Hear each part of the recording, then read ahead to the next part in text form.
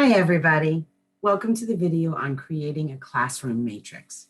I'm Christine Downs, and I'm a trainer for NAPBIS. This presentation was developed with the support of the NAPBIS network. So today we're going to focus on the getting started step number 5, procedures to create and teach class-wide expectations. And your task will be to develop a plan for engaging teachers and students in creating a class-wide matrix. So you might be wondering why we're jumping into the classroom when you're just starting to create your school-wide plan. But if you think about it, most problems happen in the classroom, and they're most disruptive in the classroom because that's where learning should be occurring. That's where teachers want to be doing their jobs, but sometimes behavior gets in the way. So yes, you're going to start with your school-wide system, and that's great. And that really helps students and staff get used to the values, get used to the language, and get used to the new system of how you're going to teach. So while that's happening and you're rolling out school-wide, you also want to be creating your class-wide matrix. And the steps for creating a class-wide matrix is exactly the same as creating your school-wide procedure, with possibly the exception of needing more direct input from teachers, TAs, and even students. They really need to be very actively involved. And we do know that by implementing at the classroom level with fidelity, that is a key indicator or a key predictor of reducing disproportionality in your discipline data. So we want to do that. It's really important that our classrooms have systems in them as well. So just like we did with the school-wide matrix, our first step is to operationally define which routines we're going to teach. And again, the classroom matrix will be based on the same school-wide core values. So if your core values are safe, respectful, responsible, that's what you're going to use. But instead of locations throughout the building, you're going to focus on procedures and routines that are common in the classroom, like working independently, how to turn into homework, handling materials, right? Getting into a circle or a small group. Those routines that you go to periodically that students really need to know how you would like it done in your room. Different grade levels are definitely going to want to focus on different routines. And that's great. That's fine. There's going to be flexibility in individualizing some of these routines, but your school as a whole may want to ensure that everybody has some standard routines, like how to enter the classroom. They don't have to be exactly the same, but there's an entering classroom routine for every classroom, or maybe behavior during whole group teacher-directed instruction. Right? So beyond that, there are definitely going to be differences from classroom to classroom, right? Some classrooms might have a bathroom while others don't. The setup of a classroom and the furniture and materials in that classroom might necessitate different routines than other classrooms. And even the academic subject area might require different behaviors, like in a high school. Certainly the routines and behaviors in a science lab are going to be different than in an English class. And sometimes you can be really creative with routines. Consider, get my highlighter here. So consider this one. This is a routine about getting assistance.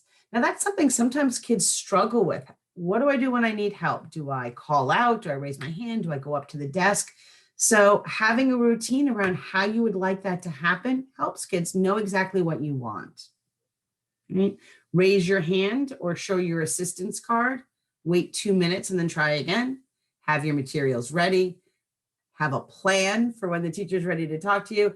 And if it's unclear how they're helping you, make sure you ask. Right? That's a really good sample routine about how to get assistance. And then here's some more for online teaching. Of course, we're going to need to keep that in the mix. You can see there's still a digital entering the classroom routine, right? Because regardless of whether we're in person or online, we have a routine for entering the classroom. And our other one over here has lots of visuals, which is really important because you probably have many learners who are still learning English or still learning to read. So we want visuals to really help their understanding. For secondary schools, especially high schools, you want to include things, skills and procedures, things like how to do school. A lot of kids don't understand that high schools have credit requirements, or they don't know how to read a transcript. Study strategies are always good to incorporate, and even how to use a planner, when to write down the work in your planner so you remember to go to it at home to see what you have for homework. So if you can build those into your routines, those really help secondary students. One thing you might consider doing is conducting a focus group, right, with your upperclassmen. See what kind of skills or procedures they would have liked more help with during their time at your school. And it's always a good idea to touch base with families, see if they need any help with these strategies as well. Okay, so let's get into the nitty-gritty. How do we do this? How do we get student and staff input? Right, we already said that there's going to be different routines depending on different grades or different subject matters. And the teacher's probably definitely going to have some ideas about how they want that routine to go. However, it's a great idea to still incorporate your students in developing that and creating the actual routine in the posters, because then later when you need them to follow that routine and have buy-in for that routine, that's typically greater because they helped create it, right?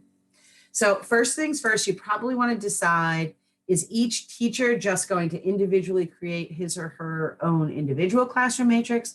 Or did you want grade levels to get together or subject areas to get together, subject departments, and maybe identify what are the biggest problem areas for first grade, right? And then maybe they sketch out some common routines that they use for, so all first grade is going to enter the classroom this way, or subject departments again. One thing sometimes is overlooked is special areas teachers, and it can be really beneficial for those teachers to get together and have some common planning time. Since they see all the students in the building, not just a single grade or a class. Another thing you want to consider is, does the administration want teachers to do a common routine? So a lot of schools want teachers to greet their students at the door as they enter the classroom. And there's lots and lots of benefits to that. But if that's the case, and that's going to influence the routine for students coming into the classroom. So it's important to know what's expected by your administration.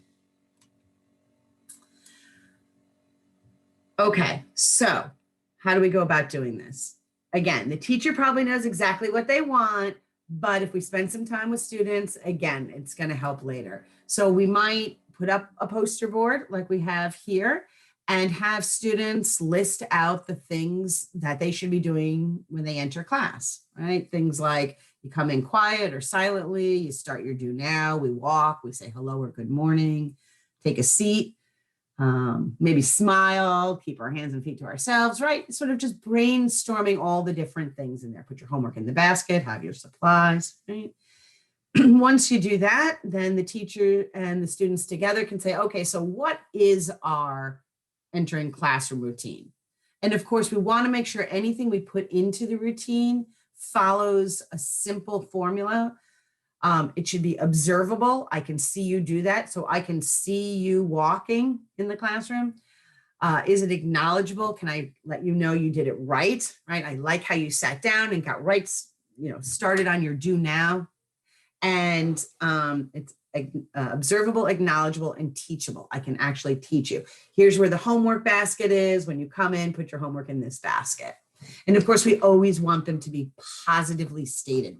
We always want to explain what students should do rather than what they should not do. And if the students are missing anything from the routine that the teacher really wants in there, they just add it. They add it to the list and make sure it gets into the final routine.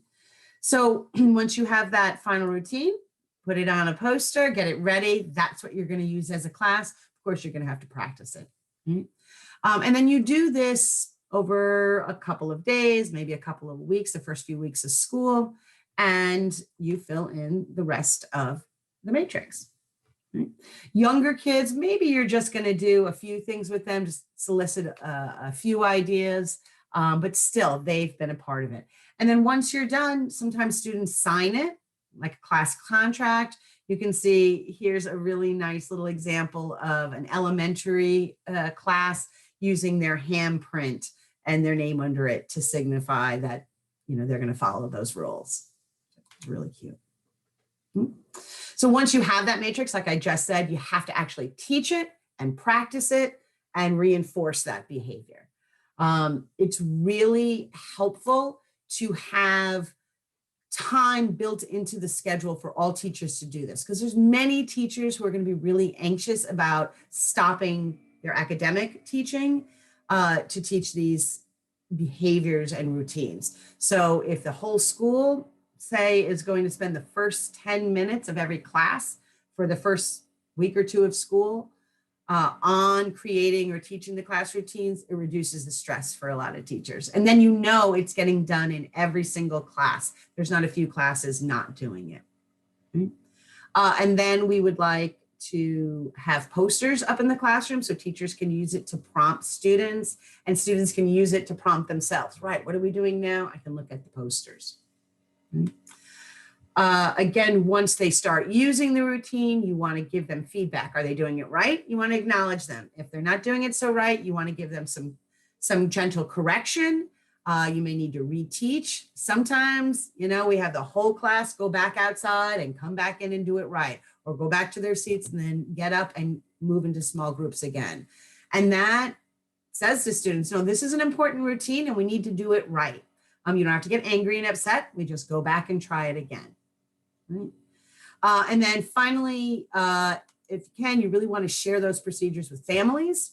And all families should have access to that so they can support their students in following the expectations. But that might mean translating it into another language or recording a video that you can share with them. Okay, so I'm just going to show you a really quick clip of a teacher who is reviewing test taking expectations right before giving her class a test.